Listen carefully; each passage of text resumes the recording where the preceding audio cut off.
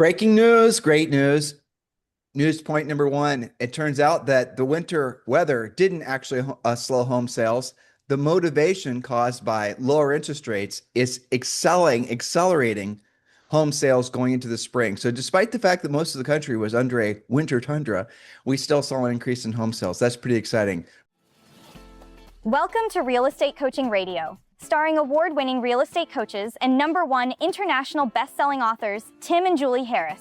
This is the #1 daily radio show for realtors looking for a no BS, authentic real-time coaching experience. What's really working in today's market, how to generate more leads, make more money, and have more time for what you love in your life. And now, your hosts, Tim and Julie Harris. Breaking news point number two. You are hearing stories about AI displacing white collar workers, and brokers and are hearing that, oh my gosh, some technologists are suggesting that somehow the end days are here for real estate agents, and AI is going to replace all of us, and their number of agents are going to drop by 80%, blah, blah, blah. This dystopian doom and gloom stuff. Well, I got great news for you. It turns out that's not good information either, because the number of people getting real estate licenses across the country are actually increasing. Turns out a lot of the people that are losing those mid-level white collar jobs are doing what? They're getting real estate licenses. So if you're a brokerage or if you're a team, as Julie and I did predict, we did, there was going to be a Go surge. us. Yeah, go us, right? There's going to be a surge in home sales, and there's going to be a surge of people getting real estate licenses. There is going to be an enormous, and we predict, and we're sticking with it, that real estate is going to be, that and AI, the two fastest growing sectors in the U.S. economy. This is, of course, great news for all of us. And what we're going to be talking about with all of you today is why 2026 will indeed expose weak real estate businesses. And so get ready to take, frankly, hopefully pages of great notes. Now, if you're on the treadmill or if you're driving someplace, you don't have the ability to take notes, no worries. We have your back. You can download our notes for free. Just go to harrisrealestatedaily.com. It is our daily free newsletter. harrisrealestatedaily.com is where all of our notes live. Julie Harris, welcome to today's show. Yes, thank you. And I always like positive stats. As you know, we like to keep the train on the tracks here. I was just reading myself that to remind our listeners that even though it seemed like forever that there was low inventory, did you know that there were over 1.5 million new home starts last year? A lot of those homes are becoming complete right now. So, if you're still in the land of where's the inventory, you need to update your thinking, check your MLS, get up to speed on your new construction because there's plenty to sell. In fact, I saw another headline today that said there are now officially more homes on the market than there are buyers looking. And we haven't heard that in a long time. So if you've been sitting on a lot of buyers and been frustrated, maybe you need to dust them off and get back in the market and start showing again. So just saying. No, absolutely. But Julie, the point is that the market is not, this spring is going to be unlike the past 3 years. Mm-hmm. And there is no doubt. I mean, if you were in the business 3 years ago or even 5 years ago, I have good news and great news, or good news and bad news for you. The good news is we are at the end of the real estate recession, or what might very well be remembered historically as a real estate depression, because that's what it's been for 3 years. Sales wise, yes, not price wise. And now we're at the end of it, and it's definitely going to start upticking, and you're going to feel the benefits.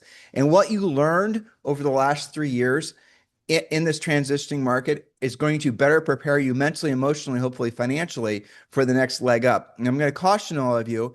You're going to find that the wind is definitely going to be at your back in meaningful ways, but you have to take the right actions. So what it took for you to be successful over the last 3 years is not what it's going to take for you to be successful over the next 3 years, let alone the next 20 years, because all the things that are changing with AI. So Julie? Yes, and markets do go in cycles, right? Every market cycle kind of does the same thing. It rewards the strong businesses and it exposes the weak ones, sometimes in different ways, but it always exposes the weak ones. Boom markets hide flaws. Anybody who sold during the pandemic years, you know that. You didn't have to be that good at certain things.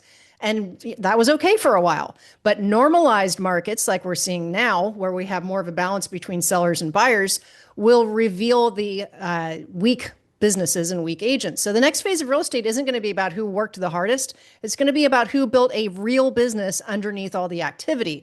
And that might freak you out a little bit. And I know that some of you, as Tim said at the top here, might be fresh to the market and have no idea. You have no basis of comparison.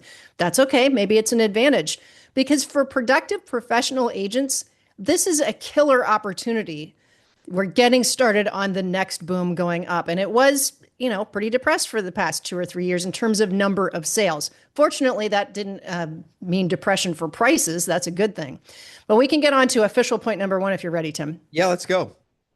Okay, so again, boom markets hide structural problems. During hot markets, where it's a feeding frenzy, basically, buyers rush, they're pushing you, they're telling you what they want to see and when they want to see it. Sellers have heightened appreciation expectations. Pricing mistakes get forgiven. Follow up can be sloppy because people are calling you, and systems can be weak or non existent. The market speed can cover up some of those things. But deals still closed, and it creates a pretty dangerous illusion. Agents make favorable conditions for business strength. But when the market's normalized, the market stops compensating for the weak agents, the weak design, lack of systems, things like that. And that's when we find out the weak from the strong. Point number two, what do we define as weak? What does weak actually look like? Well, weak business sometimes is not due to a lack of effort. Sometimes you're super busy, but you're still struggling. Inconsistent lead generation, or sometimes you don't even understand where leads come from. Buyer heavy dependency. How many of you are still paying for buyer leads and just, pounding those out and hoping that you're going to work that 1%? Lack of listing inventory. And we don't mean lack of listings in your MLS. We mean lack of your listing inventory in your collection of active listings that you're managing. Emotional pricing conversations. This means you're getting pushed around by the sellers and you're not being strong on price, which means even if you take a listing, you might not be selling it. We have a rule with our coaching clients. You're not allowed to have any expired. You're only allowed to take them. Go ahead. There's flip sides to that, right? I mean, there's essentially the seller overpricing, but then there's also you losing it because the seller wouldn't price it at your price, and because you don't have the skills to basically, position the listing. Guys, the secret that everyone knows after they've been in the business for a while to being a listing agent is having the listing when it sells. And sometimes you overprice it and you maybe do it without knowing it, and the seller won't lower the price and you end up not getting the listing, and the seller's motivated 6 months, 12 months from now, and then new agent ends up with the listing, right? You have to remember when you're working with sellers, after you've wrapped your mind around the way to win in this business is basically off listings. And if you have 5 listings at all times or 10 listings at all times, we're going to teach you how to proactively lead generate, but then you've got to get really, really good at pre-qualifying. If you want to know where agents are the weakest, it's not just on the lead generation side of things. That's probably arguably number one, but really where they're almost universally terrible is on the pre-qualifying. They don't ask questions. They don't know the seller's motivation. They don't know, frankly, if on the buyer side, whether the buyer actually has the ability to purchase. And why don't agents ask these questions? Lack of training primarily, fear of asking a question that's going to make it so that buyer, that seller chooses not to work with them, all these psychological issues. But at the end of the day, you got to remember, a seller is expecting you to act like a professional. Professionals ask questions to help the seller and help you determine the seller's motivation. Maybe the seller, through your pre-qualifying, finds out that they're actually more motivated than they thought they were. So, Mr. Seller, ideally, when do you want this property sold? Well, we need to have it sold in the next 120 days because that's when our new construction is going to be closed by. So, Mr. Seller, just so that I'm clear, there's no chance you're going to want to own 2 homes at once, right? No chance whatsoever. Okay, and I assume you want to probably move twice. You don't want to sell this house and go to an apartment and put all your stuff in storage and end up, nope, we want to go from one place to the other. Okay, so just so that I'm clear, it is essentially a priority of yours to make it so that the house is absolutely sold and closed so you can go from this house to the next house. And you said within 4 months. That's exactly right. All right. So the builder's probably giving you like what, a 2-week or maybe a 30-day window, and the house is going to be close by. So let's keep that in mind because there is some flexibility in the back end. So, Mr. Seller, can I tell you why this time frame scares me for you? No, I mean, yes. I mean, well, yeah. Why? What? Okay. Why exactly? Well, because Mr. Seller, you might not know this, but on average, and I'm not saying I'm average, but on average, the average home in this market between putting it for sale, getting a contract on it, negotiating it, finding the buyer, going through the whole closing process is taking, guess what? 4 months. So if you're saying you want to be in your new house in 4 months, the strategy we take to get the property sold now is different than if, for example, you had 6 months to sell the property. Right now, Mr. Seller, I have to tell you, it's obviously price, condition, and location, but we're going to have to make sure all three of those things in your house are beyond reproach so that we can make it so you accomplishing all of your goals. And then essentially you've now learned, or the seller's now learned, that they don't have as much time to sell the house as they thought. They may have thought, well, I put it for sale today, it closes in 30 days. I do a lease back with the buyer, whatever. Maybe they've done that before in the previous market, but they can't do that now. So when you're doing pre-qualifying, what you're doing probably half the time is obviously making sure that this person actually is a real buyer or a real seller. And we teach you guys how to do that in Premier Coaching. But the other thing you're doing, again, is you're helping them to understand that they really don't have time to overprice it and then lower the price later. They don't have time to, do all the things that sometimes sellers think they have time to do. Maybe I'll just decide to leave that wallpaper up and I'll see what the first feedback is from the first 5 showings. Or, maybe we'll decide to, clean up that problem that I already know is a condition issue, or replace that roof because, let's just see what the market tells us. Nope, Mr. Seller, you don't have the time for that. We need to make sure everything's tip top, especially price and especially condition, because there's really, at the end of the day, not much we can do about location. Those are the types of conversations you need to learn to have. And when you do, here's what you'll discover. People are very receptive, sellers primarily, are very receptive and appreciative because you're helping them make an informed, wise decision to help them accomplish their goal. What are you thinking, Jules? Well, I'm thinking that you had a whole bunch of things going on in there that were predicated on the fact that you had previously asked great pre-qualifying questions, because you can't have the conversation that you just did comparing what their needs and goals were to the actual days on the market if you haven't asked a lot of questions and done your research ahead of time. Right. And this is a major difference between a balanced market, and there's a few markets that are buyers markets. This is even more important because you've got even more competition, longer days on the market, more price reductions. On average, typically, if you take any given year, any listing inventory, usually 30% of them get price reduced before they sell. We're up into the mid 40s. It's like 48% are seeing price reductions. And I think personally, that's a reflection of a lot of agents not having these conversations because you didn't have to before. When there was less inventory and more competition, you could be off on your price by a little bit. You didn't have to have conversations like your role play a second ago, where to meet your needs, we should have been on the market a month ago because typically it takes up to 120 days to close.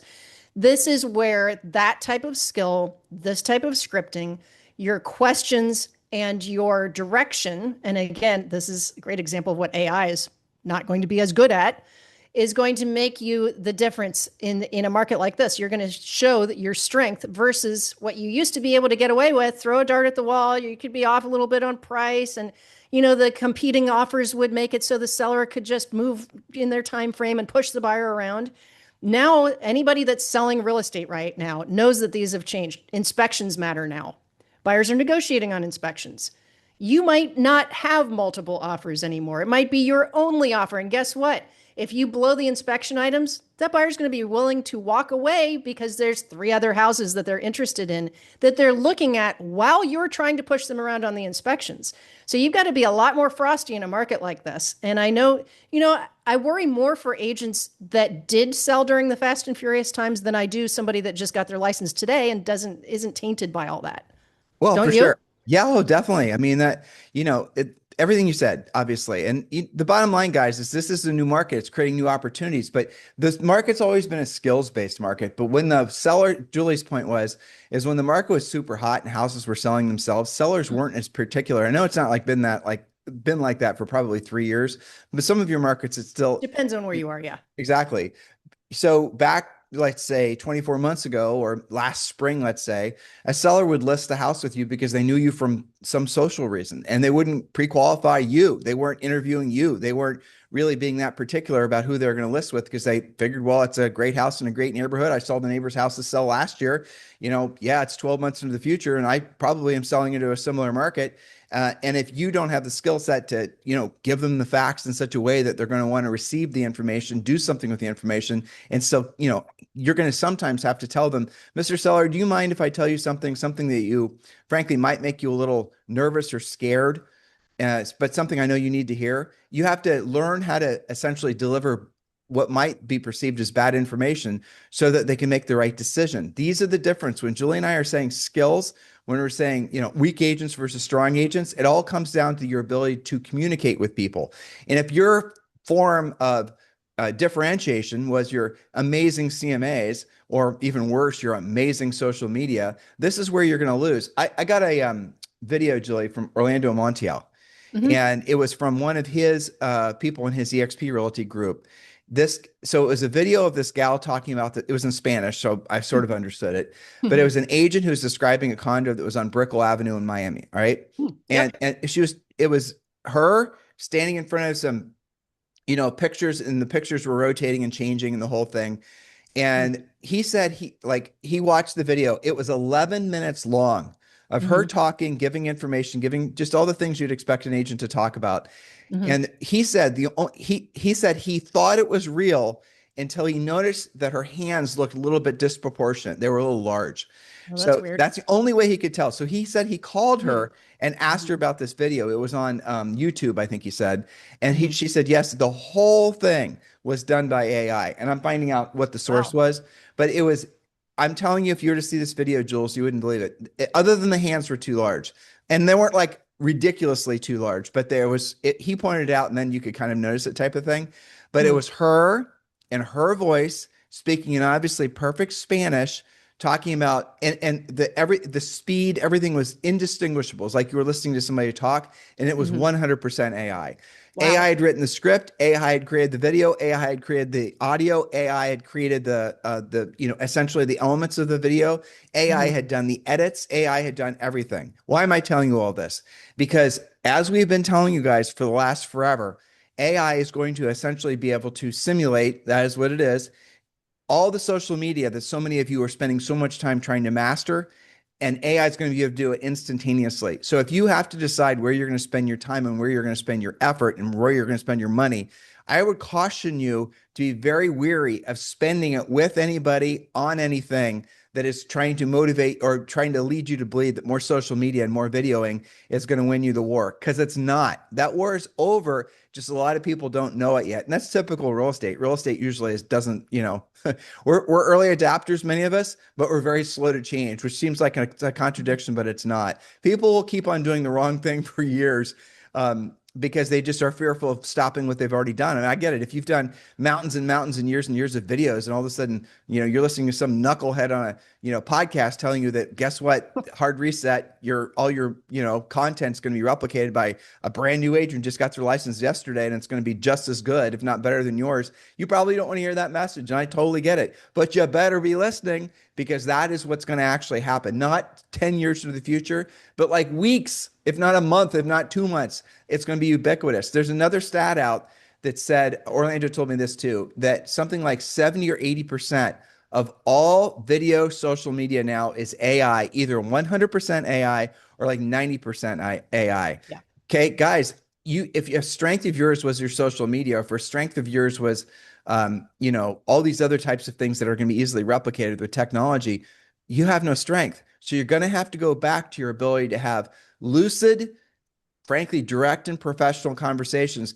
And here's the other thing you always have to remember. This has always been true, but again, more true than ever. You have to be the conversation starter. And I mean that in the broadest of senses. If you're not the one that's actually initiating the conversation, if you're not the one that the person is going to for the real estate information, as in you personally, you're not going to be the one that's going to ultimately control where that lead goes. And you're going to be ending up not controlling the lead. But if you do end up with that same lead, you're going to be paying an audacious referral fee. That's the direction of the world. So, Jules, as I was rambling on all of that, what were you thinking? Well, I was thinking that the most serious buyers and sellers especially, in other words, the ones that absolutely have to sell, something's happening in their life where they absolutely have to sell. It's important that they sell by a certain time for a certain price.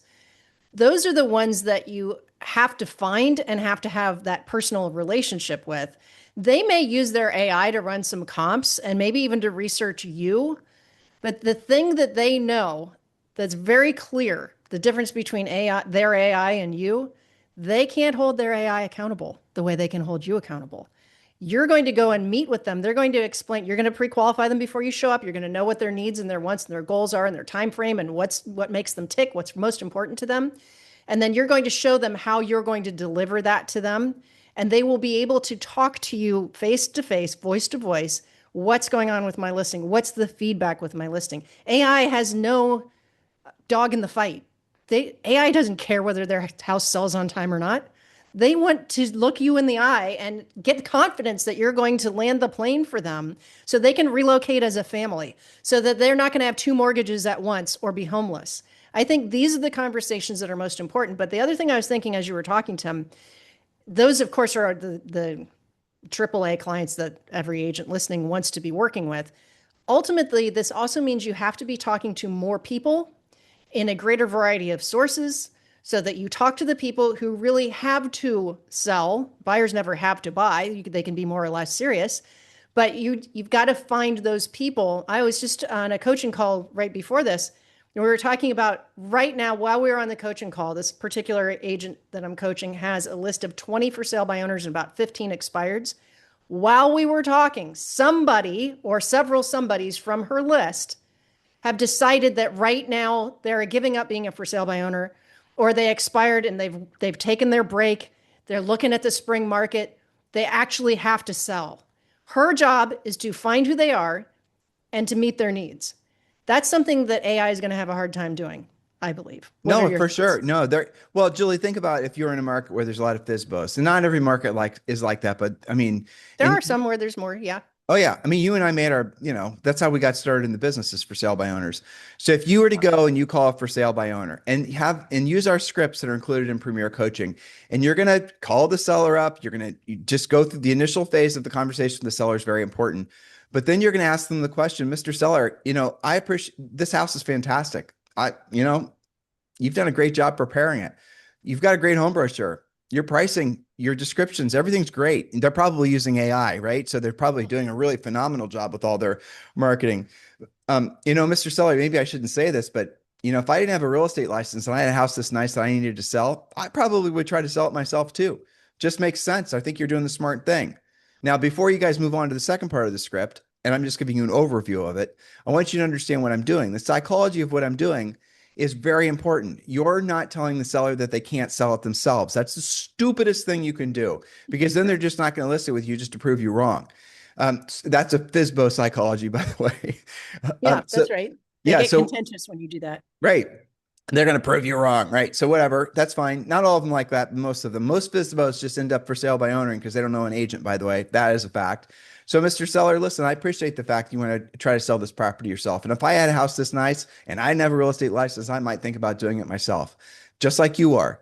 But let me ask you a real quick question. If I pop by with a buyer that wants to close on this property, it has no issues with the inspection, no issues with the appraisal, no issues whatsoever, closer on your schedule, you're in complete control the whole time. And the numbers they don't just make sense. They're 100% win-win for you. In other words, the check I hand you at closing is the same, if not significantly more, that you can get selling this property yourself. And I can prove all this to you, Mr. Seller, statistically. I have one simple question. I'm not saying you couldn't do it, sell the house yourself, but if I could take care of all the hassle, all the legal liability, and the check I hand you at closing is the same, if not more, then you'd be able to get selling it yourself. Why wouldn't you list the house with me? And here's what they'll say.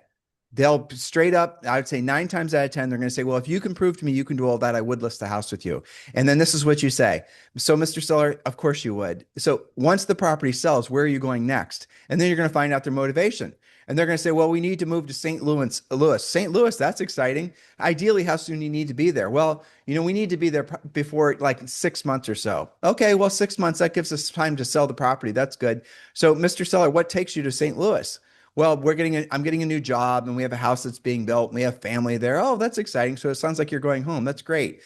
So now you know their motivation. Now you know the time frame. Now you know they're going to list the house with you. And now if you use our listing presentation, you show them essentially how, guys, by the way, statistically, when you list a house with a real estate broker, depending on the market, the house actually sells for sometimes as little as 8% more than a typical FSBO. And sometimes, depending on what study you present to the seller, as much as like 10 or 12% more. In other words, the seller is losing money by not having a house listed with a broker because it's not on the MLS and it's lack of exposure. If they sell it at all, which is unlikely.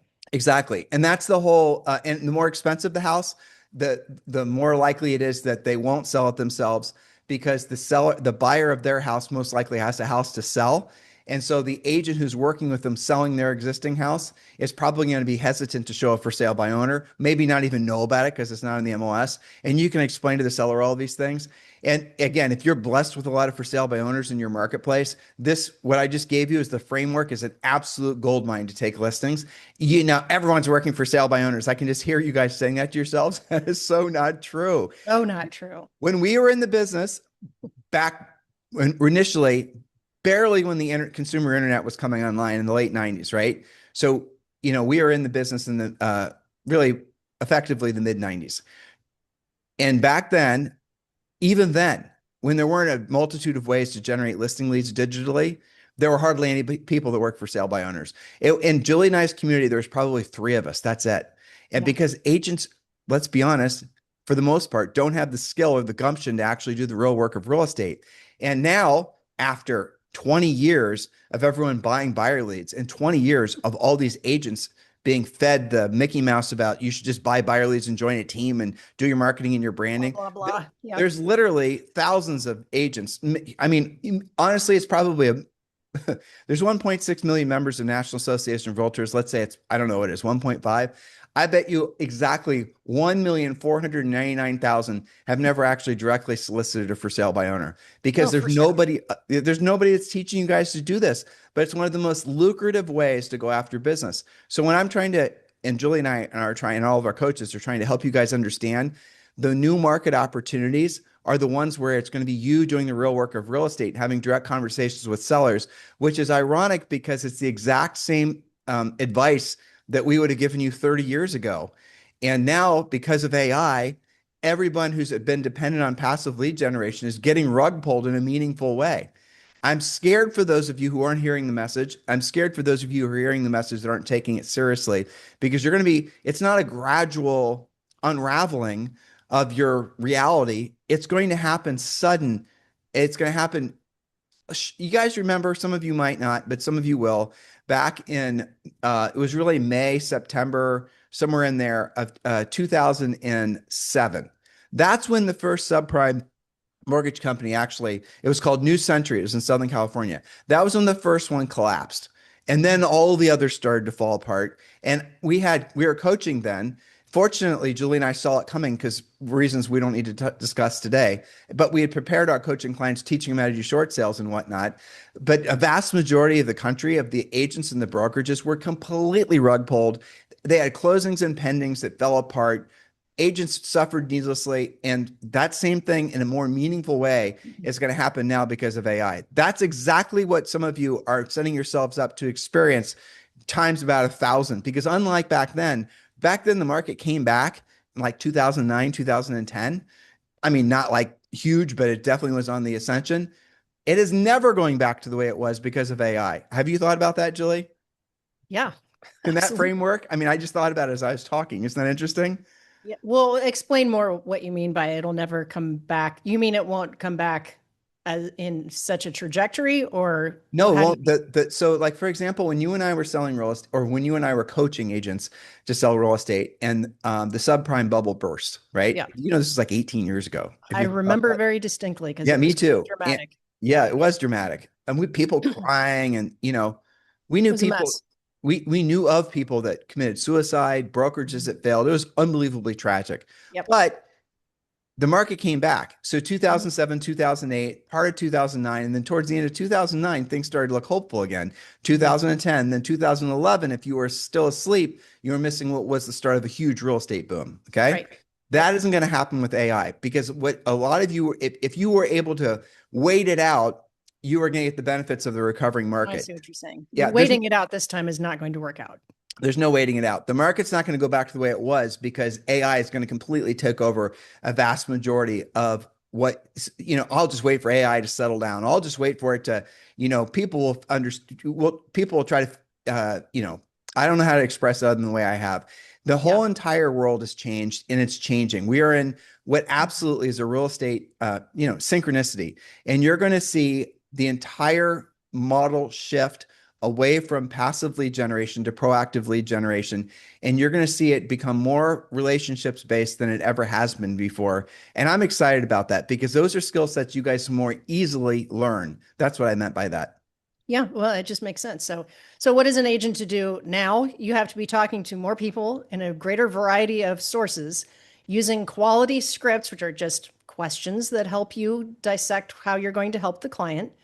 And you've got to have a plan. So I think part of your point, Tim, I believe, is the days of just kind of seeing how it's going to go and hoping that everything's going to go like, it was how you remember it 2 or 3 years ago. Waiting is not your friend right now. You've got to be more proactive now than ever before. I feel it. I feel it with our coaching business. I feel it with what our coaching clients are dealing with in their businesses. Things are moving like this. So if you're moving like this, you're going to be gone, you know? Yeah. And it doesn't have to be that way. You just have to be proactive, ask good questions, get good coaching, make sure you're listening to people who know what they're talking about, and don't wait. That's what I was thinking. Yeah. Because the market has definitely normalized, and the combination, two things are happening at the same time, really. We've got a much more normal market, which by and large, I mean, as far as having sold real estate before, I think that's a healthier balance. You want to have about one house for one buyer. That's good. That's the recipe for happiness. But it takes longer. There's longer days in the market, yada, yada. Okay, so we're having a more normalized market. At the same time, we have all these pressures from AI. You combine those two things together and you have to be on top of your game. And if you're feeling insecure about it, that's not going to get better by you not taking more action.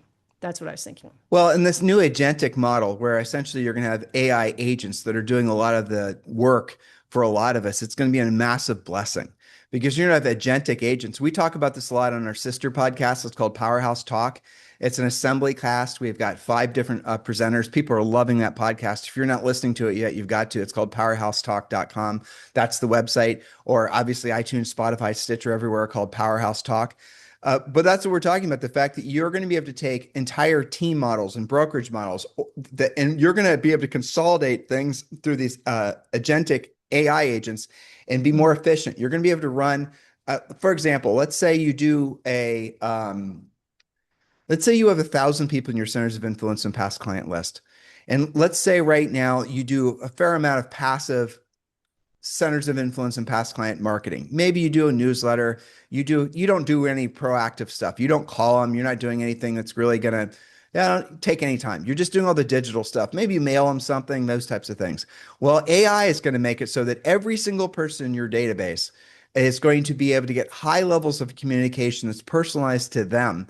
And what it's going to do is you're going to have agentic agents that are going to be personalizing their experience with your clients using your voice and your likeness that's working with them directly as if you were. So for example, I'm going to get a message from, AI Julie. And AI Julie, who I recognize, the very pretty lady who sold me my house, well, she's now going to be essentially my, I don't even know what to call it, a community concierge. So AI Julie now, and who I don't have to pay anything for, it's just part of the benefit of having worked with Julie. AI Julie is going to be able to take care of everything for me, and not just in my real estate related to real estate, but it's also going to do other things. So I'll give you guys a great example. Using these, I won't bore you with the details, but like OpenClaw agentic models, I'm going to be able to ask AI Julie. And remember, the consumer isn't going to be able to have to set this up. You're going to provide this to them as a benefit of having done business with you.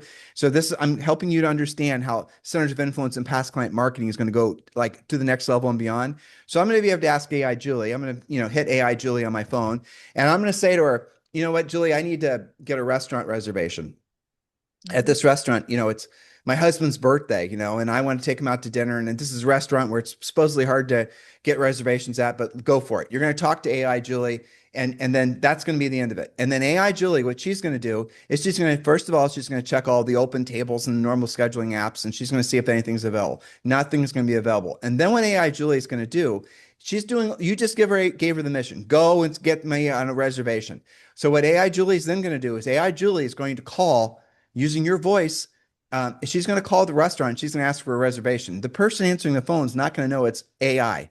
And it's just going to be Julie calling direct. Well, no, we are all booked up tonight. Oh, are you sure? Can you check? What's the policy for missed reservations? This is my husband's birthday. We're regular. And AI Julie is going to then start working the, appointment setter like a normal person would to try to get a reservation. And sure enough, well, you know what? We don't have an appointment available or a table at 7, but we do have one at 8:30. Okay, perfect. We'll take it. You guys get it?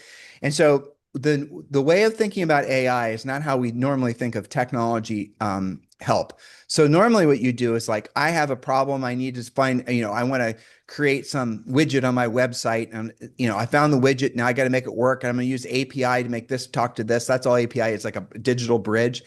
That's where we are all failing understanding what AI is. What AI is going to be able to do, and I want you to conceptualize what I'm saying, is you're going to have every single person of the 1,000 people in your database are going to have a personalized AI Julie who's going to be able to take care of be like a personal business manager and give them financial advice if they want. It's going to give them real estate, obviously, advice. It's going to tell them about the schools. It's going to give them, maybe you even set the AI Julie up to do some, I don't know, psychological coaching. I don't know, whatever you want to get, a life coach, who knows? This is where it's all going. So Yep. AI Julie is, a digital version of Julie. Your centers of influence and past clients are going to form this relationship with her. And you don't think that's going to be something you're going to put tremendous value on? They will. You don't think that's going to make it so those are going to be true customers for life? Of course it will be. That's where it's all going. And we've conceptualized all this, but I know we're thinking too small as we tell you these things. What are you thinking, Jules? Well, that's because we're all still used to everything being in a text. I'm going to open up my chat GPT, right? So what you're talking about is expanding on that, where it's not just, hey, chat GPT, can you get me the phone? You like using it for like Google, right? Can you Right. get me the phone number for my favorite restaurant? Okay, sure, here it is. No, you're going to say what you just demonstrated. And not only will it do all of that in your voice and confirm it, but you'll see it pop on your phone as an appointment. It's set in there. It's gotten into it's done for you. And a million other things. So we're going to get into more of this on tomorrow's pod, and as well as the Powerhouse Talk. I wanted to ask you, they do have to subscribe separately in their podcast feed to Powerhouse Talk, correct? Oh, yeah. Yeah. Yeah. They don't get it. Just because this is our normal listeners, I wanted to make sure they were clear on how that works. Yeah, that's right. And so, guys, listen, this is the #1 daily coaching and training podcast for real estate agents in at least the United States. We're listened to in 22 different countries now, which is incredible. We really, really sincerely want to thank you for your continued support. Julie and I love doing this show. It's usually one of the, something we look forward to every day. It's a lot of work. It's a lot of time, but it's something that we know is making a difference based on all the wonderful feedback you guys give us. Your homework from today's show, if we've motivated you, if we've educated you, now you know you're going to get into action that's going to end up putting you in a position to help people and make money. Please give us a 5-star review over on Spotify and iTunes. It takes like 2 seconds for you to do it.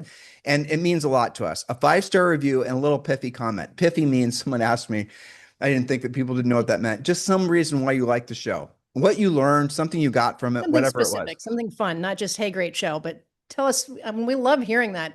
I hear all the time that they'll take like one sentence, changed my life because I decided to do X, Y, and Z. I love stuff like that. So whatever it is, guys, just please, help us get the word out, because whether you know it or not, whether you are doing media like this or not, your feedback through the platforms makes a huge difference in whether or not they share it with other prospective people that might also benefit from our message. So that's all we're asking you to do. So in the meantime, guys, thank you for listening. Please do give us a 5-star review over on iTunes and Spotify, and have a fantastic day. We'll talk with you on the show tomorrow. Hello, thank you for having watched this video. Please remember to subscribe to our YouTube channel. That's right. And don't forget to hit that like button, leave your comments and questions below, and we will get right back with you. Thank you for watching this video. Remember to watch the next one. You're going to love that one.